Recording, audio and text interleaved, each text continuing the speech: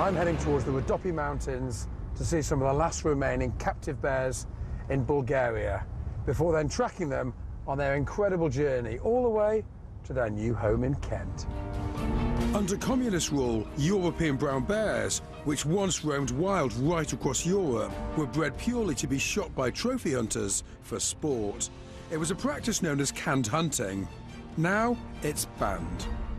One of the breeding facilities was here at Kormisos, near the mountain village of Laki.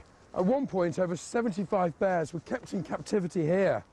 Since then, most have either died or been relocated to zoos or animal parks around Europe. But today, two of the last remaining bears are due to be rescued. The only way to describe this place is a prison for bears. This is nothing like a wildlife park or even the enclosures at a zoo. The bears were reared simply to be killed, and this long line of concrete pits gives you some idea that it was more factory production line than humane breeding programme. Pacing up and down in their open-air cells are 16-year-olds Milcho and Gosho. The wooden floorboards of their enclosures are rotten and broken, the iron fencing rusted. At night they curl up in tiny barred cells to sleep. Although the bears can certainly sense one another and occasionally glimpse each other through the bars, they have absolutely no contact. And I can tell just by looking at the behaviour of them constantly going around in small, tight circles, they certainly bear psychological scars. When breeding was outlawed, the people running this facility simply abandoned the bears. It's only because of villages like Resista Zavrakov that the bears have even survived. Hello, Rosie. So how often do you come up and see the bears? Всеки ден. Ние сме две, имаме си график и всеки ден сме, има човек тук при тях. What about the conditions here for the bears? Условията при нас не са много пригодени за като отвънка в естествената среда. But today, Milcho and Gosho will finally leave their concrete cells. A British conservation charity has raised the money to transport them back to Kent, and a 1.5-acre woodland home specially created for them. Of course, bears live in the forest around here. Why not just simply turn them out, release them? Well, these poor bears, they've got no way of feeding themselves. They don't know how to hunt and forage. They would just go into town and they'd go into bins, they'd raid people's houses, they'd end up getting shot. So that's why we can't release them. They've got no way of surviving in the wild. So we need to keep them in captivity, unfortunately. Remember, this guy is going to probably live for another 35 years. So we've got to give those 35 years in a way that that bear's going to be happy. In order for the bears to be moved safely, Alex, the local biologist, first has to tranquilise them.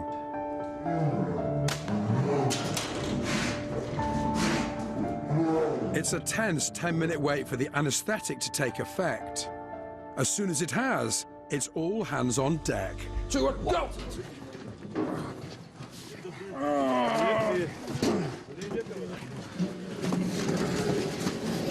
That must weigh 25 stone. It's a heavy animal. Getting the bears into the pickup is only the first part of their journey. The pickup then has to make it down the mountain to the main road, where the bears will then be transferred to holding cages in the back of a specialist lorry for the remainder of the journey. The bears are being moved by animal transport experts Equipa, who have kitted out the truck with water troughs and feeding mechanisms, meaning that these doors won't be open until Milcho and Gosho step foot on British soil. But before they get there, pairs of drivers working in shifts will have to transport the bears through 9 countries and more than 1,500 miles. In Bulgaria, these are 2 of the last brown bears to be held in captivity. They were bred just to be hunted, and each has now spent the last 16 years alone in their concrete pens. I've been helping rescue them. After they were darted, we moved them onto a special truck, which is now making the long journey by land back to the UK. Their destination is the Wildwood Trust in Kent. They're now only a few hours away, and the quarantine area is all but complete.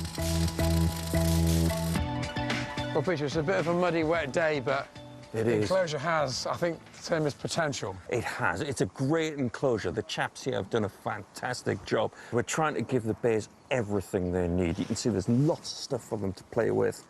And, of course, the night quarters where the vets can look after them. This is the quarantine enclosure, so then I understand they're going to be in a much larger enclosure. Ultimately, we're going to make a massive enclosure, and then we're going to cage the people as they go through it, and the animals will have the big space. As night falls, all Peter and I can do is watch on as welders finish off the temporary pens into which we'll be transferring the bears. At 8 p.m, the bears arrive. And we've got our work cut out moving two 200-kilogram animals out of the truck and into their night quarters. Ready, Steve? Yeah. Wow, exciting stuff. Bear's quite calm, actually, which is a really good sign. Now that we've got the bears off the truck, they're given as long as they need to take their first tentative steps into their new home.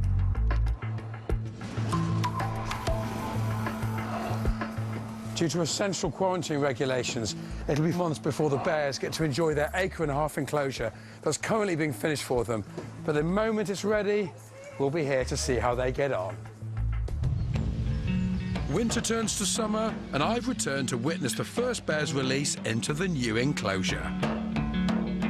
And complete with plunge pool, waterfall, dens and native fruit trees, this acre-and-a-half couldn't be further from the concrete pits from which the bears were rescued. With noticeably more muscle and a beautiful thick coat, the bear is almost unrecognisable from the one I met last year. We're minutes away from releasing this bear into his new enclosure, and I've been given the honour of opening the gate.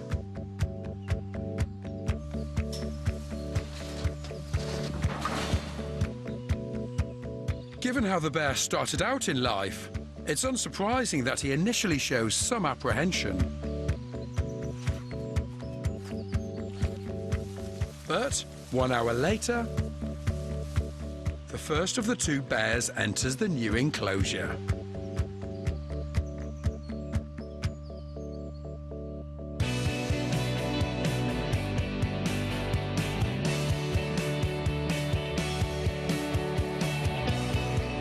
The second bear will join him soon.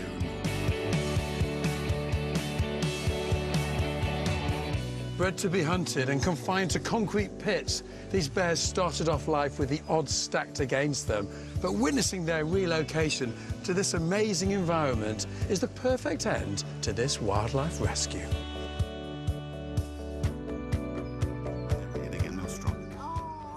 This has to be one of the most uplifting one shows that we've ever had. It's incredible. And we've got some lovely pictures now of Milkshaw and Goshaw. Look, there they are, looking healthier than ever. And apparently they are sleeping heavily, which is a good sign as hibernation is approaching. Yeah.